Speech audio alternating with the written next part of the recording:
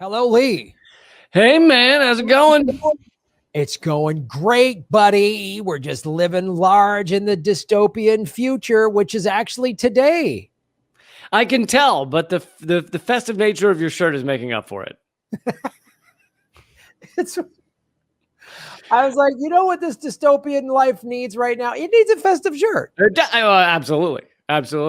It eases everything. You can ease into dystopia like it's a warm bath, if you have a festive shirt on.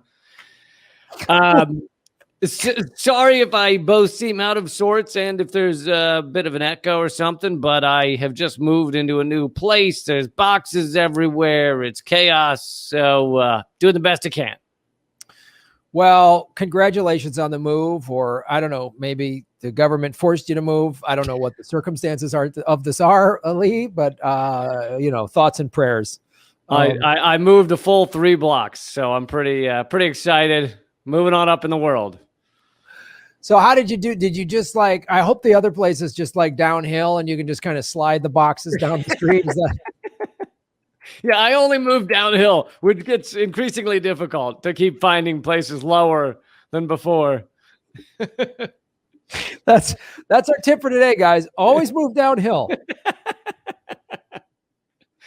Absolutely. It also means you always end up in basement apartments. You're just putting everything on your skateboards and just shoving it down the street. Right? Yep. I don't skateboard, but I own 35 skateboards just for the moves.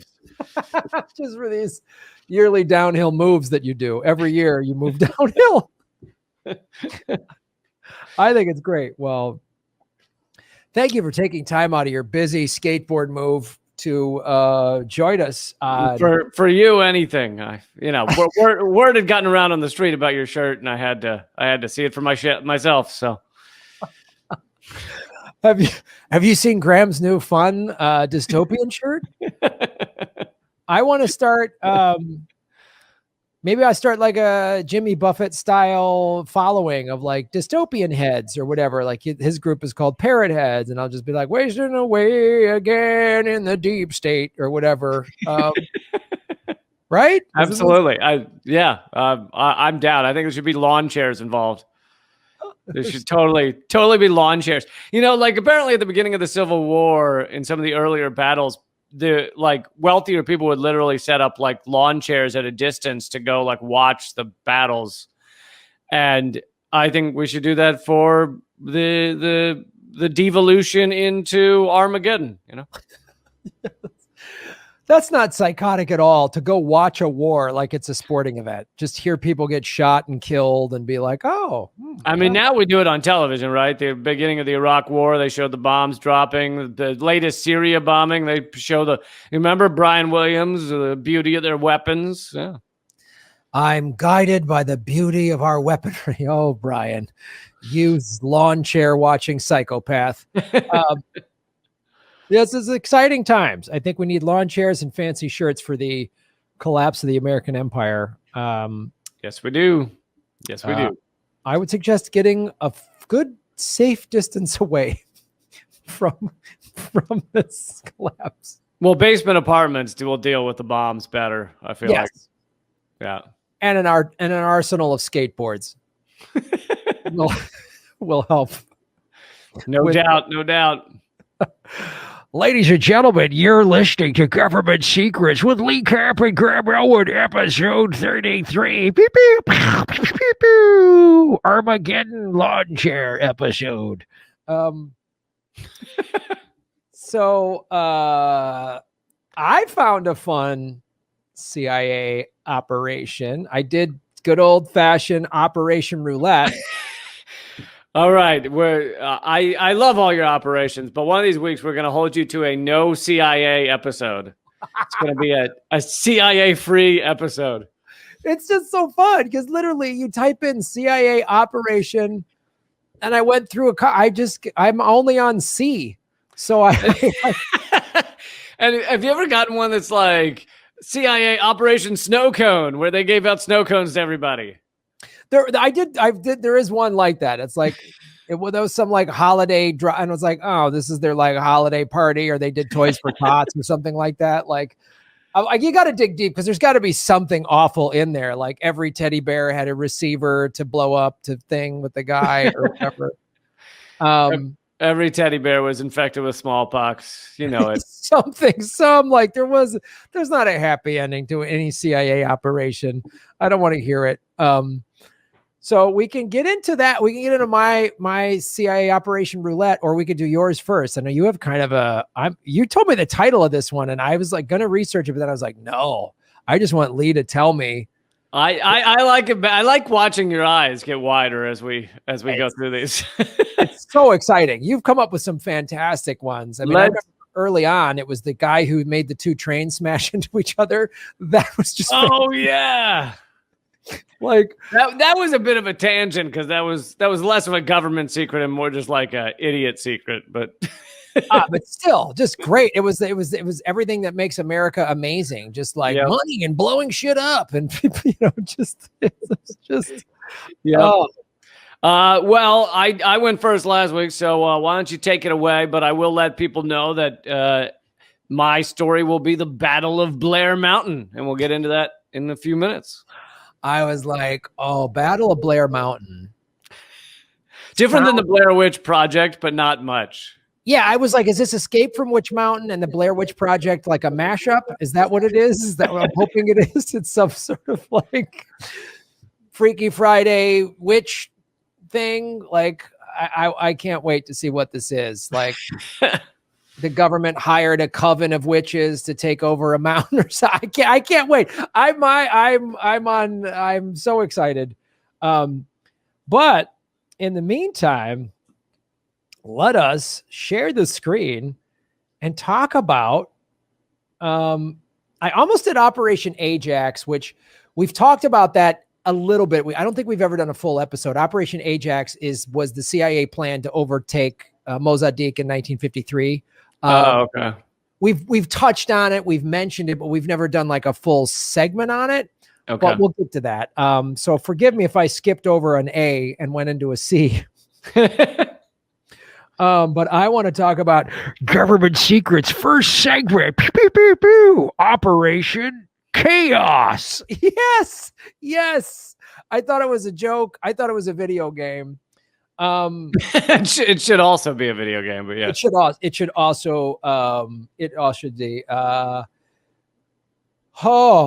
This is also the name of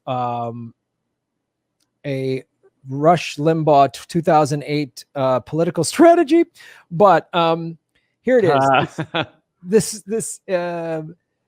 The Operation Chaos, or Operation MH Chaos, was a CIA domestic espionage project targeting the American people from 1967 to 1974. So whenever you hear well, the CIA is not allowed to you operate on American soil, just start laughing. Just laugh. I know. I wonder if you were to go through the CIA's entire history, I wonder how much would be done against people from other countries and how much versus how much done against U.S. citizens. I feel like it's like 50-50. I would even go 60-40 against US. That's where I would bet. If I was a wagering man, I would do that. Because the taking out the American president Kennedy probably adds a few percentage points, I feel like. I think they pick up a few. Would you kill an American president in broad daylight? I think that's I think that counts.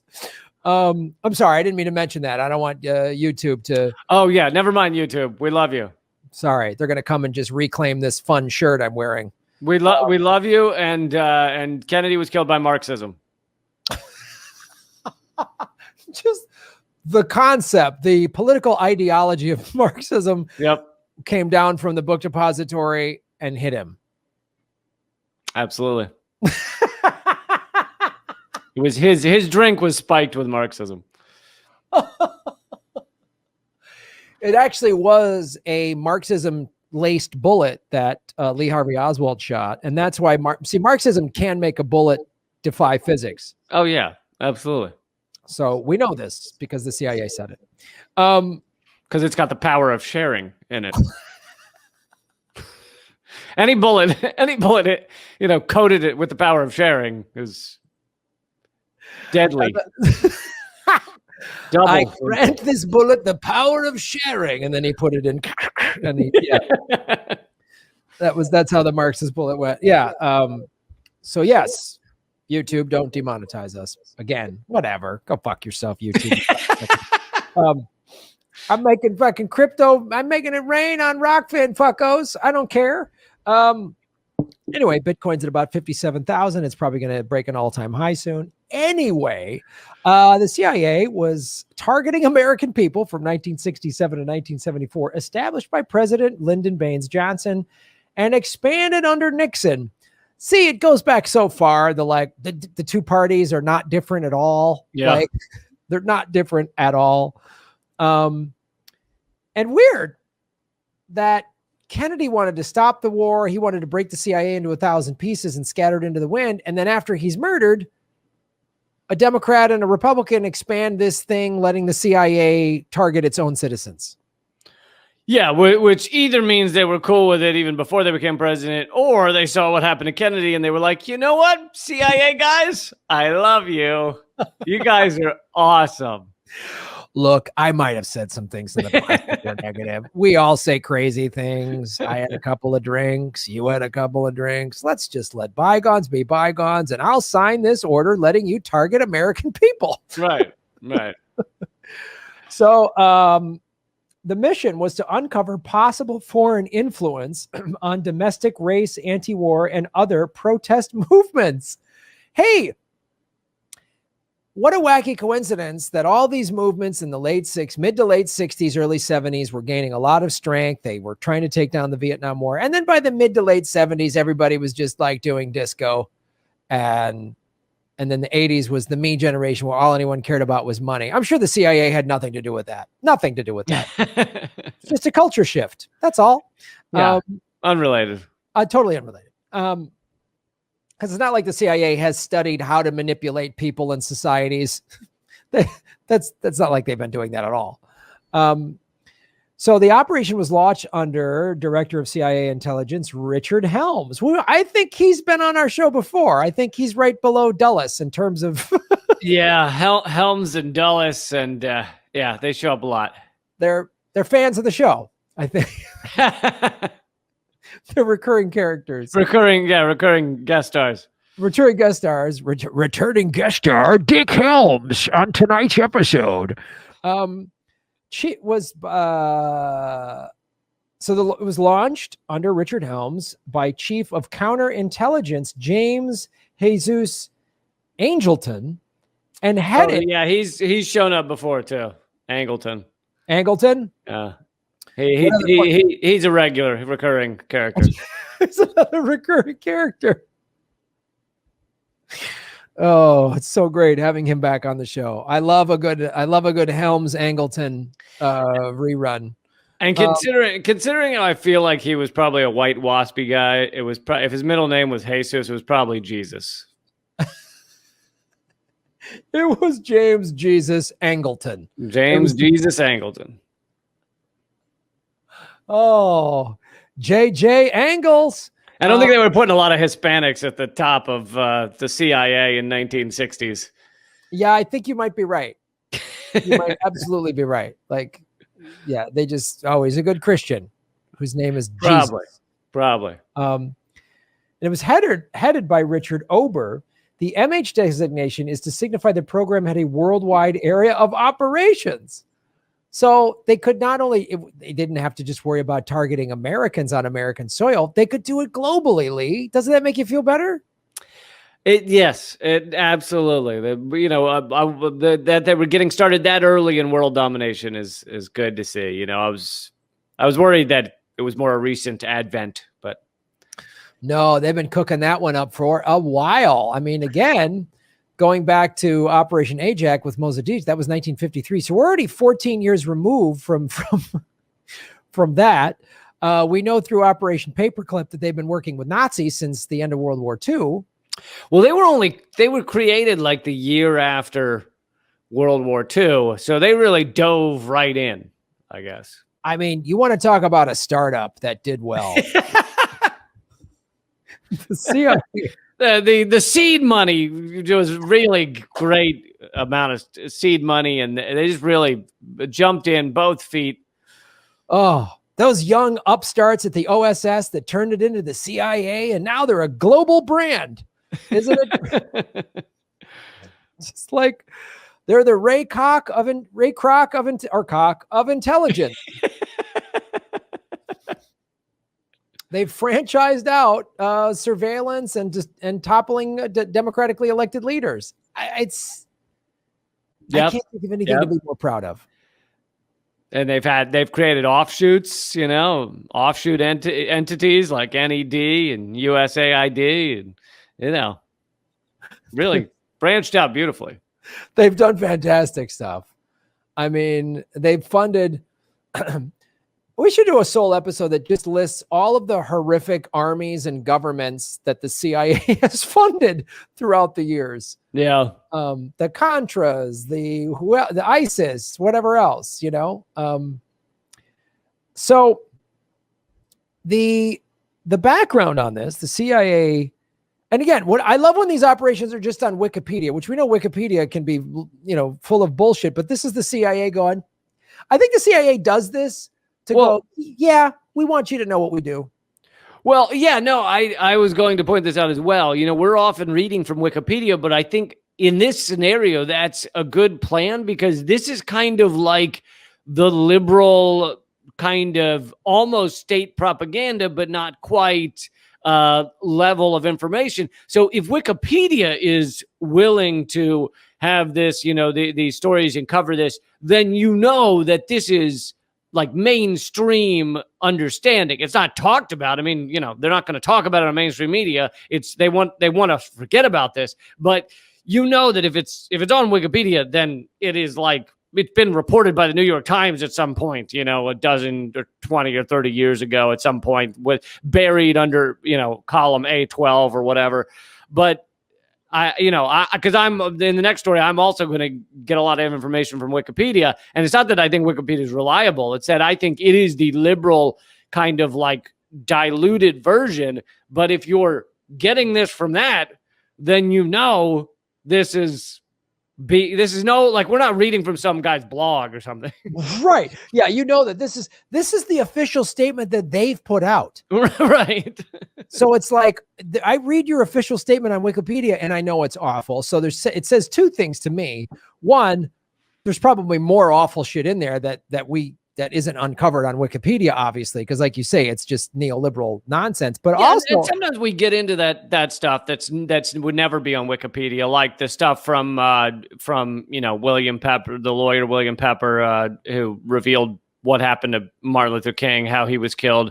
And so we definitely would get deeper at times, but for certain like surface level stuff, talking about an operation or things like that, we're giving the accepted kind of liberal worldview, but these things have been buried, which is why we call it government secrets. These things have been ignored or forgotten, or they don't want to talk about them. Yeah, it's like it's that kind of like Freedom of Information Act kind of stuff where they'll just dump 30,000 documents and go, well, see, we're being transparent. Like, right. Hey, it's on Wikipedia, but no one's going to cover this. They're not going to do a deep dive. Rachel Maddow's not going to do a 3 weeks talking about this. No one's going to go, this is awful. They started this in the 60s, so they're still doing it today. No one's going to say that. You and I are. That's what this show's all about. But I wonder, too, how much of this, putting this on Wikipedia, is part of the CIA going, yeah, you sure you want to fuck with us? Like, this is just sort of like mob guys, like, wow, yeah, your buddy fell down a flight of stairs and landed on a shotgun. Like it just feels like there's just an air of threat to it. Well, I think what you could be touching on is what some people think is a ongoing strategy by the CIA, which is the phrase limited hangout. And it was coined accidentally by like Nixon or something in some of those tapes that were revealed. And it comes from the expression "let it all hang out." And so they were discussing, well, what we'll do is we'll not let it all hang out. We'll have a limited hangout. will reveal enough of the information that people think they've learned the truth, but we're not going to give them the deeper, darker truth. For example, we're not going to tell them that we arranged Kennedy's murder, or that we were, willing and connected to MLK's murder. So there are many people out there that you would say basically that Wikipedia is a limited hangout. It is a revelation by the CIA and the deep state of some of their operations, some of what they've been involved in, but it's not going to have what's happening today. It's not going to have all of the top secret shit they're working on right now. It's going to have the stuff from 20 years ago, because they are no longer as worried about people finding out about what happened 20 years ago as they are about what they're involved in right now. That's a great point. And as we look at this Operation Chaos in Wikipedia, you and I know from doing this show and the other, shows that we each do individually, that this absolutely, when I saw Operation Chaos, I was like, oh, this must have been, I'm sure this was involved in killing Kennedy and MLK and anyone else that and Bobby and whoever else was like, because the people they're outlining are a threat to America. Mm-hmm. Are also these organizations like Fred Hampton, like the Black Panthers, like any of the anti-war movements, anything that so there's no way, if I read this, I go, you honestly think I'm an idiot and you're going to tell me there wasn't CIA inside MLK's group, inside Bobby Kennedy's group, inside the Black Panthers? We know it was. I mean, right. So Wikipedia is not going to say that, right. But we know it. Because we can connect the dots to the other stuff we've already researched. Right. And it's, like when we talked about Malcolm X, a good example is when we talked about Malcolm X's assassination initially, several months ago, we talked about how his organization was infiltrated, and even the guy that gave him mouth to mouth was NYPD. And what we didn't know, and they weren't going to tell us or reveal, and what Wikipedia wouldn't tell you either, is what we now know. We learned 2 weeks ago, which we talked about on the show, which is another NYPD officer came forward and said he also had been on his deathbed. He also had been infiltrated the group, and his job was to get security arrested, Malcolm X's security, so that there would be no security at the door the night he was assassinated, meaning the NYPD must have known and facilitated the execution of Malcolm X. Now, we didn't know that the first time we talked about it, but we did know that his group had been infiltrated, and we assumed that it was on a high level. Yep. And I mean, obviously, like you say, they don't want you to know about what they're doing at the time. It's okay to find out later, like, oh, the guy that was the FBI informant for Fred Hampton, we didn't know about him till recently. And he killed himself in the 80s because he couldn't live with himself. So it's like, they're okay with revealing, but there's no way they want to know, like, what's not going to be on Wikipedia is here's the CIA, here's the people that are involved in Black Lives Matter and that are in the Proud Boys and the CIA and the, right. Antifa or wherever else. They're not going to say that, but they are. We know damn well they are. Like, there's no way. And these are all the CIA people in quote indie media. There's got to be intelligence people in our world. Yeah, absolutely. And infiltrating third parties, trying to make third parties seem, fractured or like they're crazy or whatever. There's no question that goes on.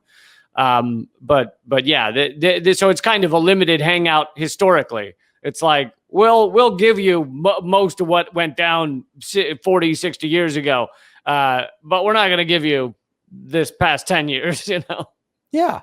I mean, we're not going to talk about we're not going to talk about 9/11. We're not going to talk about the war in Iraq or Afghanistan or any. I mean, there's no way they're like, we're not going to talk about, they probably had CIA in Dennis Kucinich's campaign or Bernie's or I know. Like, who were the higher ups in Bernie's campaign were infiltrators. Yeah. They had to have been. They were just deliberately nosediving him. Or the meeting where they went, hey, Bernie, we're going to kill your grandkids. And he went, okay, my good friend Joe Biden, I want him to be president. Like, whatever that meeting was, So, all right, let me go back to this document because this is getting to the history of this, which really supports everything that we're talking about. So this has been going on since the late 50s, and there's no way it has stopped. It's obviously this is still happening today. The CIA began domestic recruiting operations in 1959 in the process of finding Cuban exiles who could be used in the campaign against communist Cuba and President Fidel Castro. As these operations expanded, the CIA formed a domestic operations division in 1964. Oh, right after they killed Kennedy. In 1965, LBJ requested that the CIA begin its own investigation into domestic dissent, independent of the FBI's ongoing COINTELPRO. So, which I know we've discussed a little bit on the show. I don't know that we've done a full segment. Yeah. The CIA developed numerous operations targeting American dissidents in the U.S. Many of these programs operated under the CIA's Office of Security, including H.T. Lingual, directed at letters passing between U.S. and the then Soviet Union. The program invoked the examination of correspondence to and from individuals or organizations placed on a watch list. Jesus. Project 2, directed at infiltration of foreign intelligence targets by agents posing as dissident sympathizers, and which, like Chaos, had placed agents within domestic radical organizations for the purpose of training and establishment of dissident credentials. Jesus. Project Merrimack. Well, when I get to the M's, we'll do this one. Designed to infiltrate domestic anti-war and radical organizations through a thought to pose a threat to security of CIA property and personnel.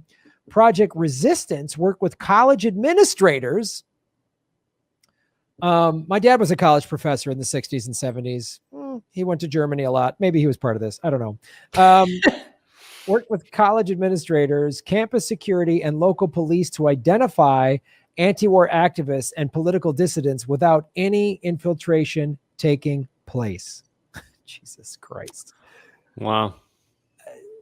So these are, I mean, so it's like Operation Chaos is this like umbrella, and underneath it, and this is independent of all the evil shit the FBI was doing and that Hoover was doing. Yeah. So we've got H.T. Lingual, Project 2, Project Merrimack, Project Resistance. Those four projects all underneath Operation Chaos. Yeah, and you would see some of the infiltrators or infiltration would be revealed when some of these things would go to court.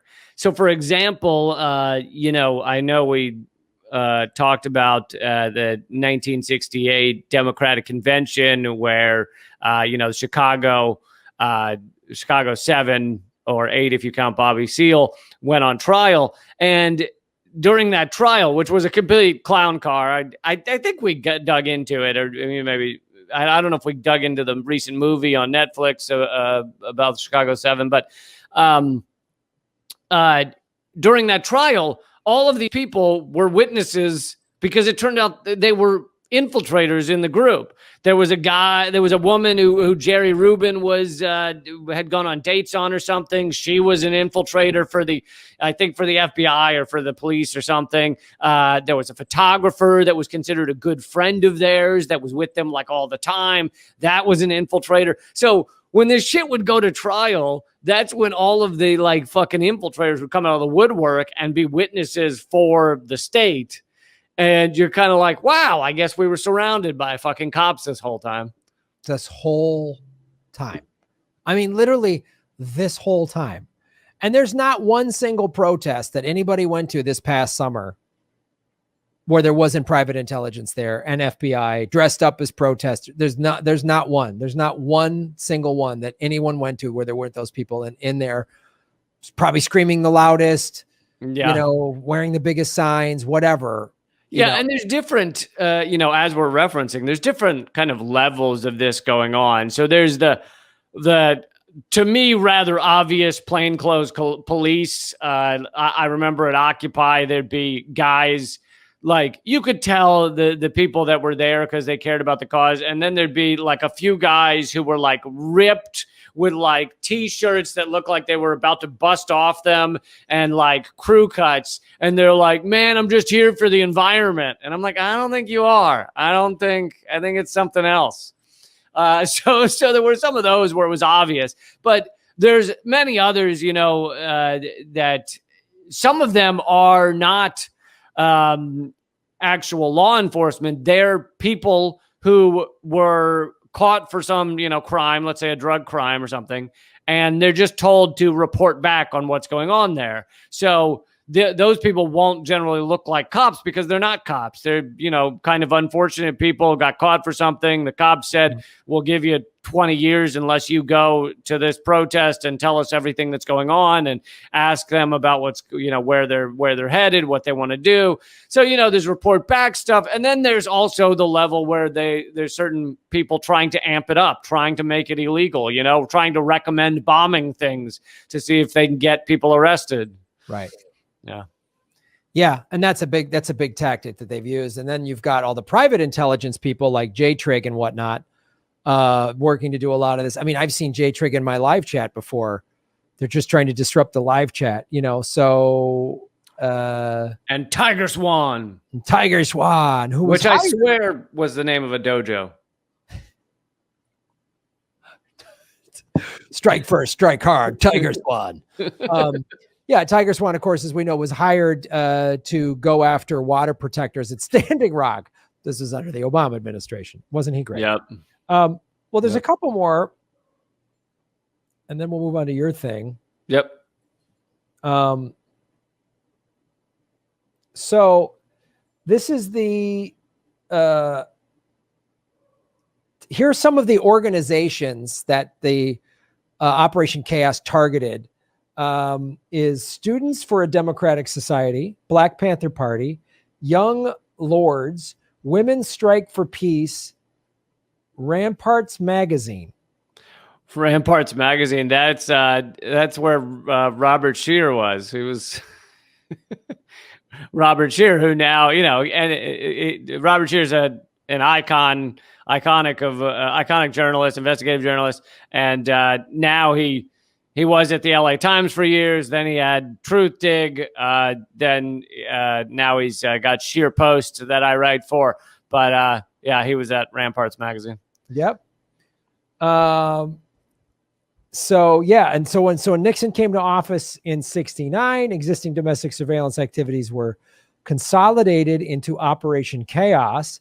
Operation Chaos first used CIA stations abroad to report on anti-war activities of U.S. citizens traveling abroad, employing methods such as physical surveillance and electronic eavesdropping. Utilizing liaison services and maintaining such surveillance, the operations were later expanded to include 60 officers. In 1969, following the expansion, the operation began developing its own network of informants for the purposes of infiltrating various foreign anti-war groups located in foreign countries that might have ties to domestic groups. Eventually, the CIA officers expanded the program to include other leftist and countercultural groups with no discernible connection to Vietnam. So just anybody. Groups operating within the women's liberation movement, which is insane. And I think there's some evidence I've seen a lot of evidence, and we should maybe dedicate a whole segment on this. To Gloria Steinem was a CIA op. No, it's not evidence. There's an interview where she says it. Really? It's not a theory. She's in it. You can look it up on YouTube and just look up Steinem CIA. She was asked about being in the CIA, and she says, yeah, I was in the CIA, or I was working with the CIA. And I found, I'd heard all these awful things about the CIA, but I found that they were just hardworking men and women who cared about America, or something like that. But so it's not, Steinem it's not a theory about her being in the CIA. She has said it in interviews. Oh, fantastic. Well, that's an upcoming government secret for sure. The domestic spying of Operation Chaos also targeted the Israeli embassy and domestic Jewish groups such as B'nai B'rith in order to gather intelligence on the embassy. B'nai B'rith. B'nai B'rith, sorry. The CIA. God, Graham, you're so not Jewy. L'chaim. The CIA purchased, this is good tax dollar usage, purchased a garbage collection company to collect documents that were to be destroyed. So this is all told. And this is, again, according to WikiLeaks. So we can, or Wikipedia, sorry. We can only assume that this is the polished, nice version.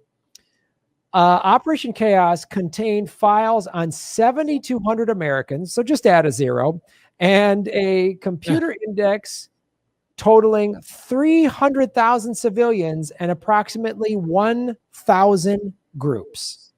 Jesus Christ. So makes you feel proud again, right? Yeah, I mean, it goes back to like the CIA doesn't just overthrow other countries; they overthrew America. They took over the United States. No, they've completely. That's a great way to put it. They've completely overthrown this country because we don't have a representative democracy. You can't have labor groups or anti-war groups. They've infiltrated and overthrown. That's why this country is so propagandized. That's why, like, I'll post on Facebook that why is Joe Biden bombing Syria when he hasn't given us our $1,400 left? And then some like so-called liberal comedian that I know is like, oh, Graham, Biden had to respond, or he wrote like Biden responded to a thing and there I fixed it for you. And I'm just like, oh, so you're defending war. When the Democrats bomb poor people in the Middle East, you defend it. And this country's been so propagandized. Yeah. That's my favorite is pathetic, double-digit IQ comedians who decide that their moral quest is going to be to attack me for actually standing up for the innocent people we're obliterating or something.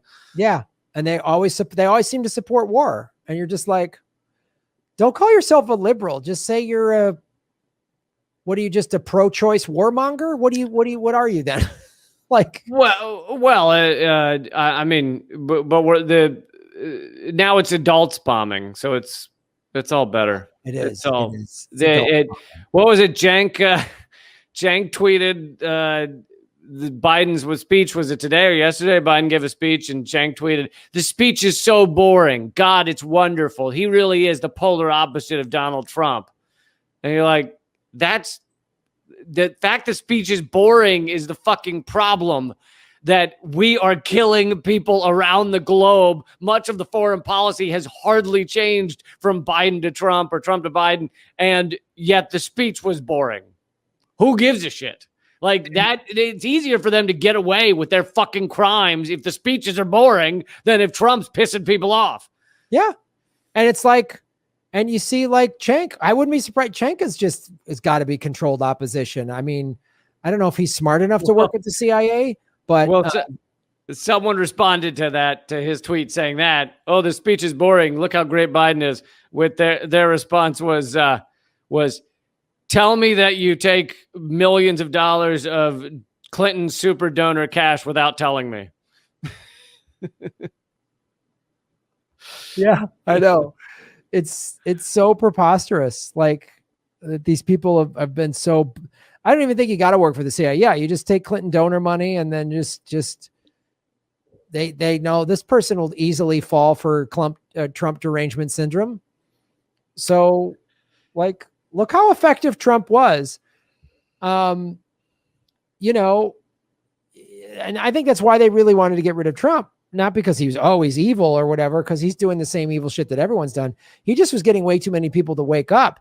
They're watching Biden's boring speech and sellouts like Cenk go, oh, thank God he's so boring. And they're like, yep, go back to sleep.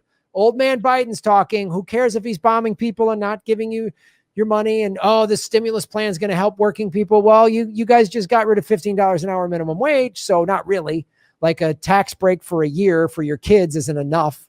It's Yeah, Trump. I mean, yeah, the ruling elite largely hated Donald Trump because he was a terrible CEO of America Inc. He said the quiet part loud. He made, like you said, he woke everybody up accidentally because he's too megalomaniacal, too corrupt, too narcissistic, and too dumb to realize that he could get away with the American empire and get away with far more crime if nobody's talking about what the president's saying.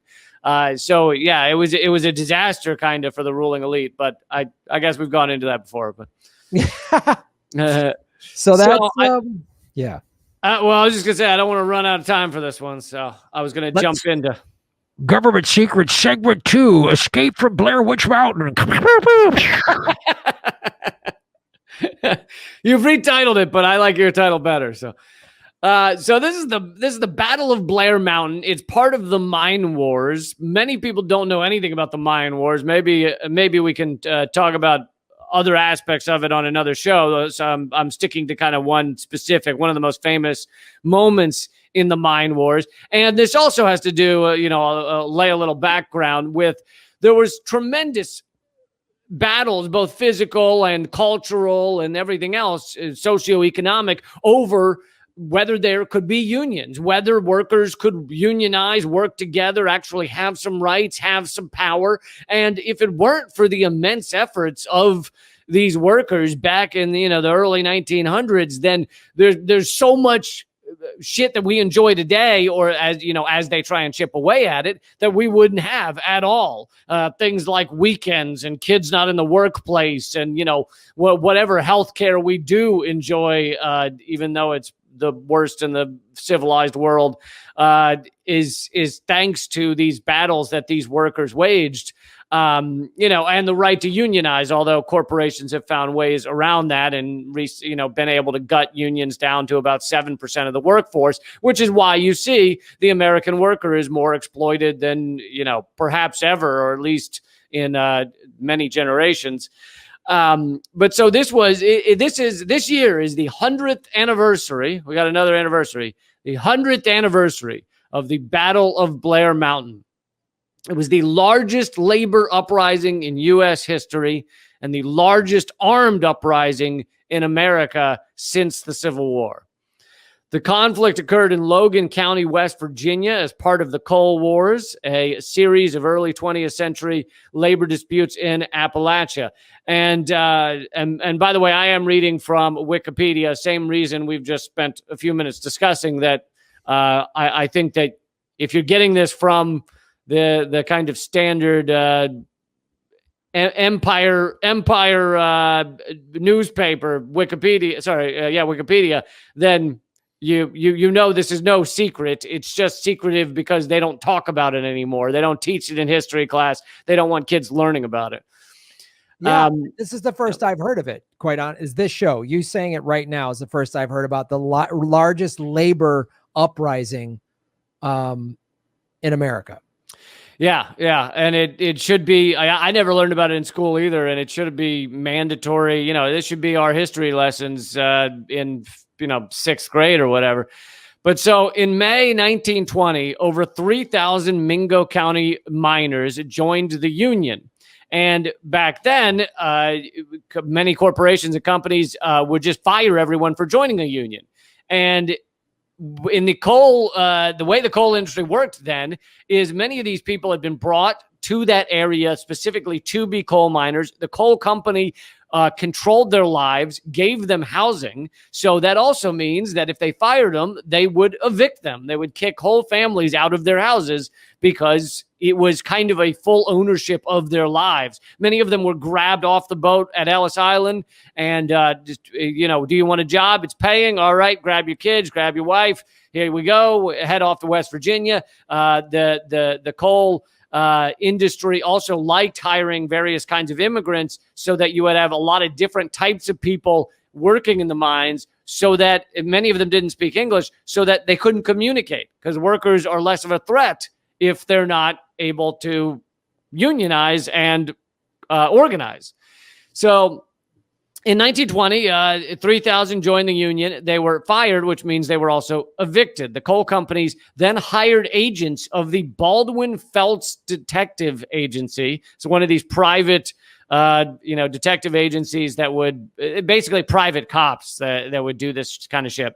So they were hired to evict the families of their former employees. On May 19th, 1920, a dozen Baldwin Felts detectives, including Lee Felts, who founded it, arrived in Metron. That afternoon, Albert and Lee, along with 11 other men, set out to Stone Mountain Coal Company property. The first family they evicted was a woman and her children because the woman's husband wasn't there. So they're evicting women and children from their homes because their husband joined a union. They forced them out at gunpoint and then threw their belongings into the road under a steady rain. The miners who saw it were furious, and the word spread around town. A little later, I don't know if it was a day or two, a gunfight broke out, killing several people, including Albert and Lee Felts, the founders of the Baldwin Felts Detective Agency. This gunfight became known as the Metron Massacre, and its symbolic significance was enormous for the miners. The seemingly invincible detective agency had been beaten. Chief Sid Hatfield, who was in the firefight, became an immediate legend and hero to the miners. But then when he was headed to the courthouse for a later trial on related charges, he was unarmed. He was flanked by his wife and his friends. A group of Baldwin Felts agents standing at the top of the stairs of the courthouse opened fire on Sid Hatfield and his friends. Hatfield was killed instantly. So basically, this private detective agency just murdered these people because they were upset about what had happened earlier.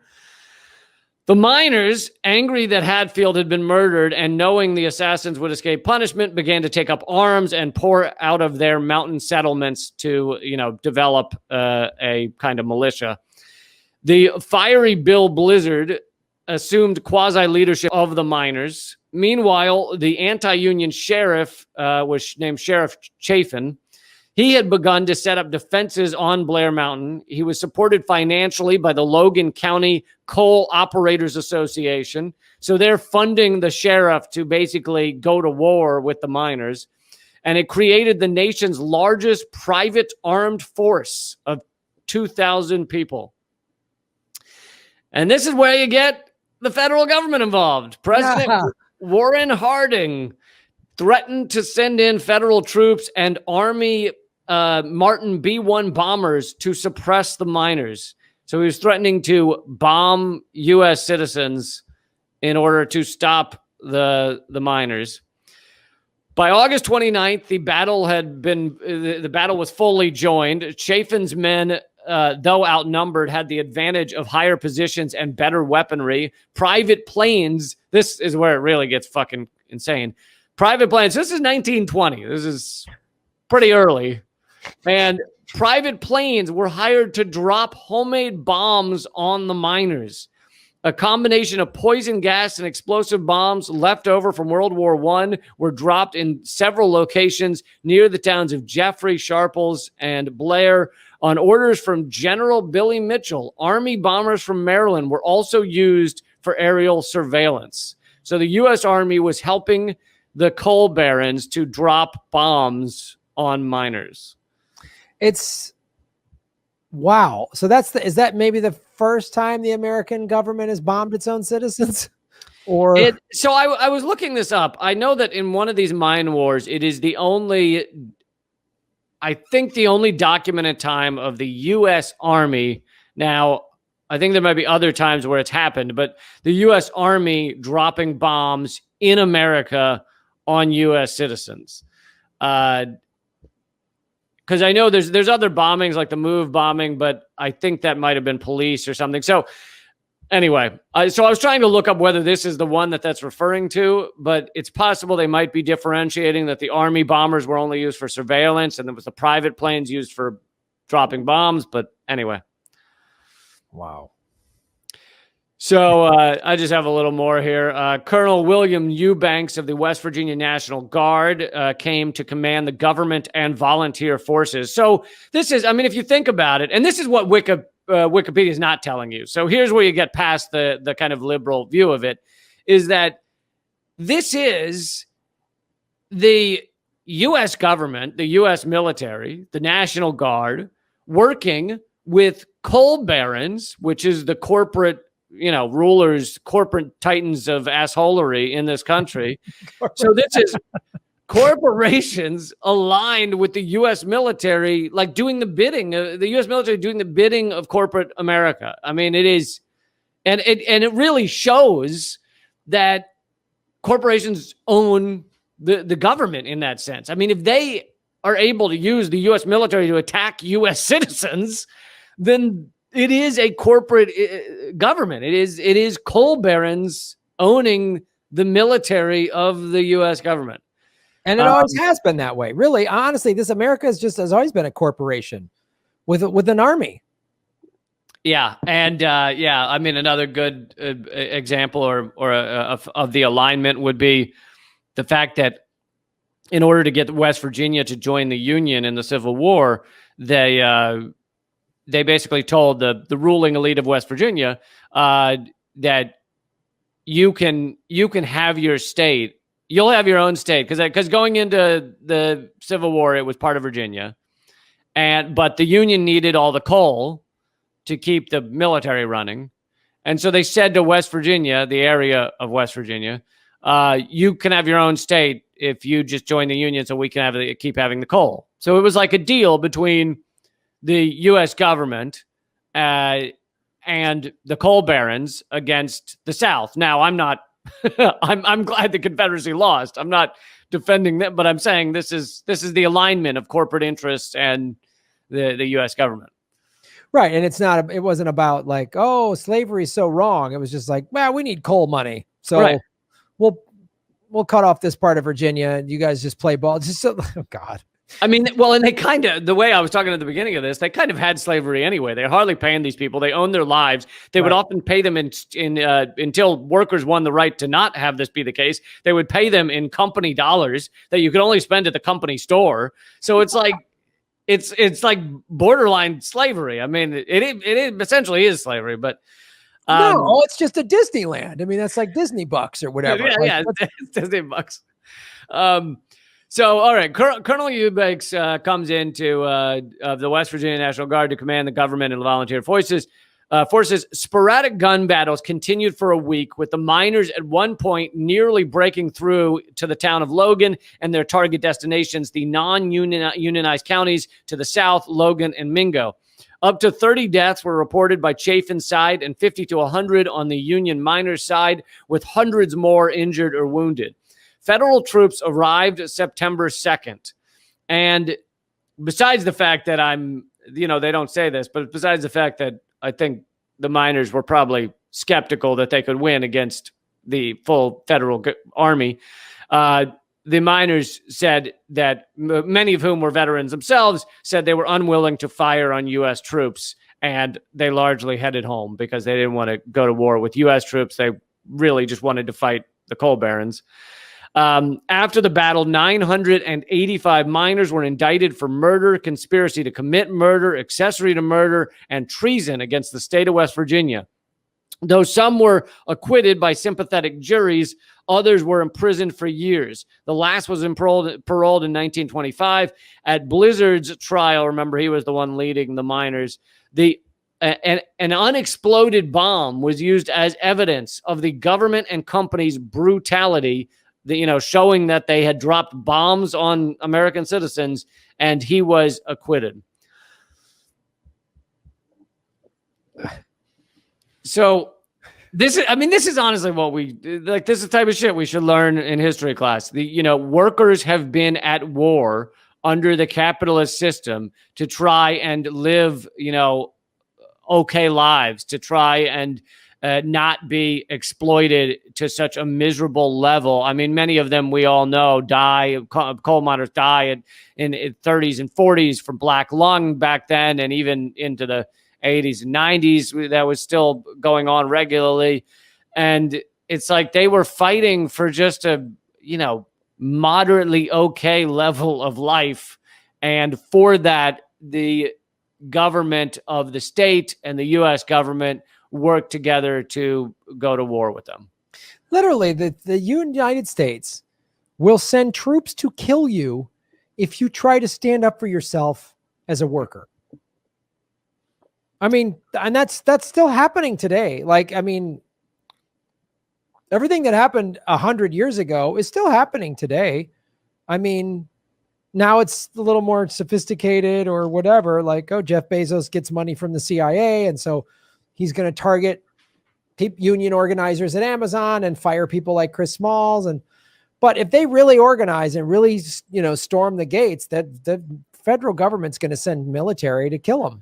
Well, yeah, either to kill them or arrest them, and the company can call in cops to stop strikers from being in the way of their operations, and the cops will come in, which is the force of the state, to come stop workers from demanding their rights. And then they'll create a little fenced-in free speech box off in the corner of the parking lot where they're allowed to be, so they don't get in the way.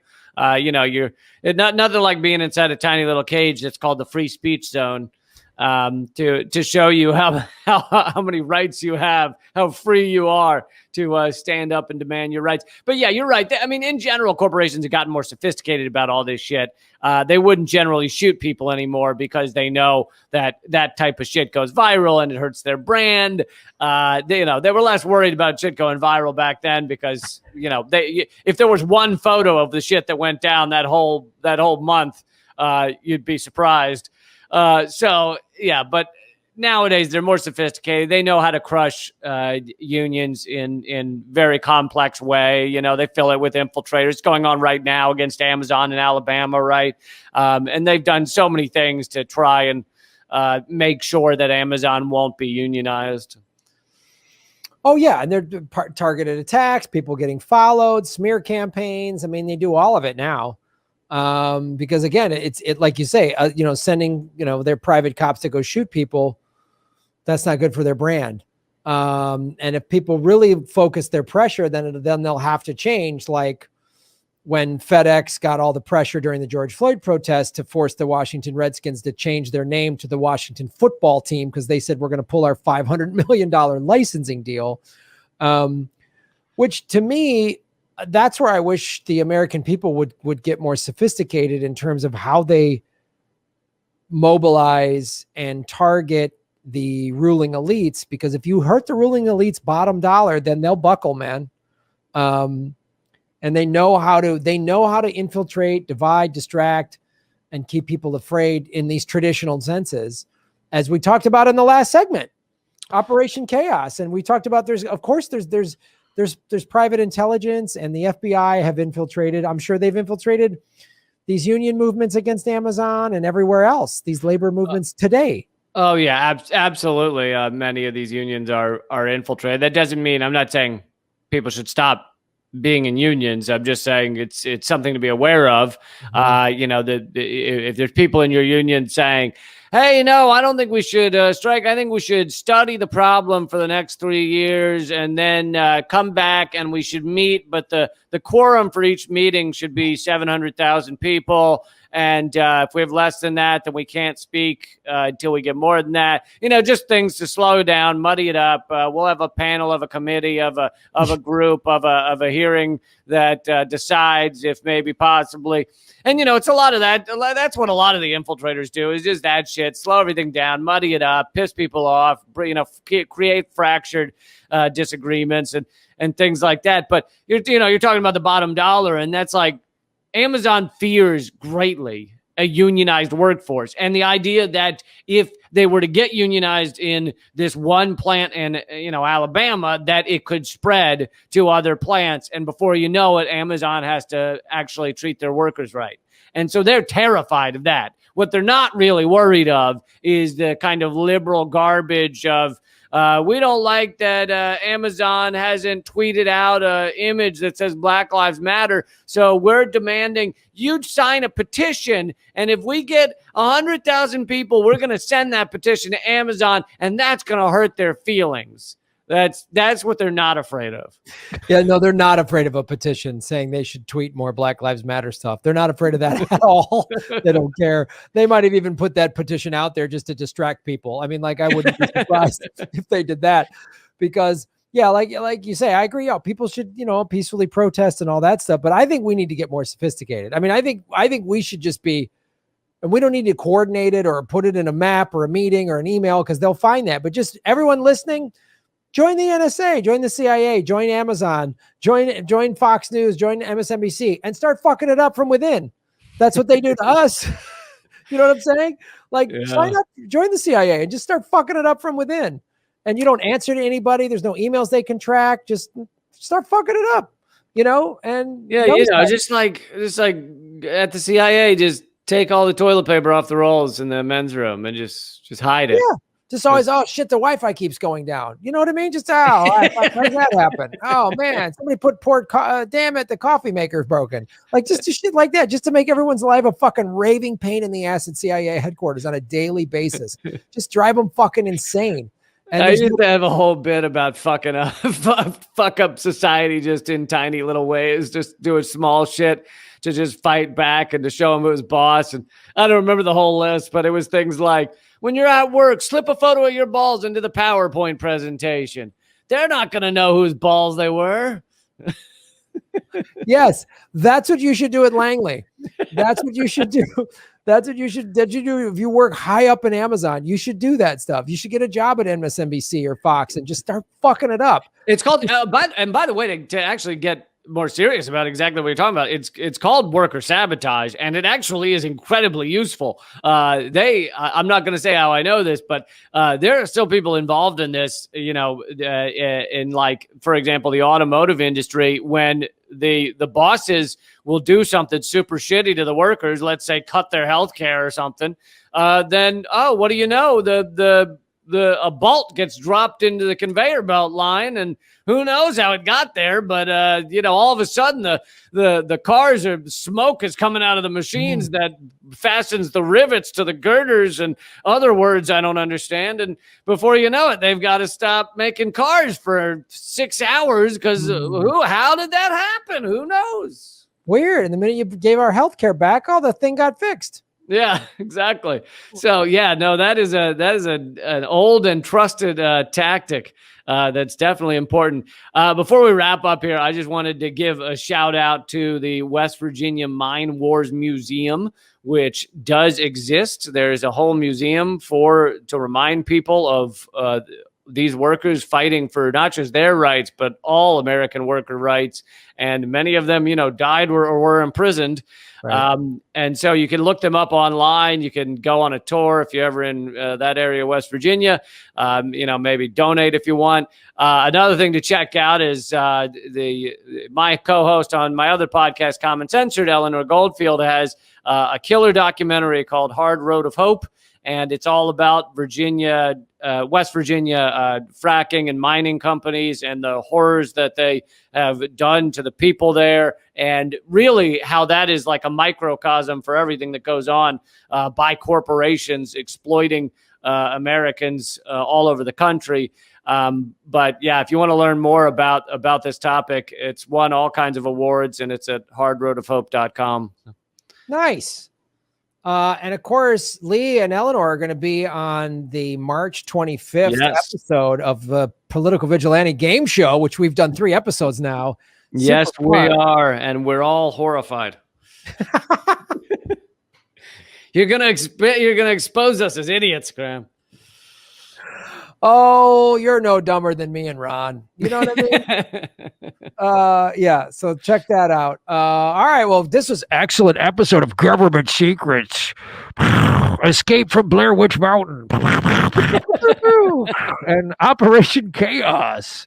So Lee Camp, in addition to Eleanor's documentary, which I want to check out about the Mine Wars, it sounds like something from a Star Wars prequel. But I'm glad that we know where it's at.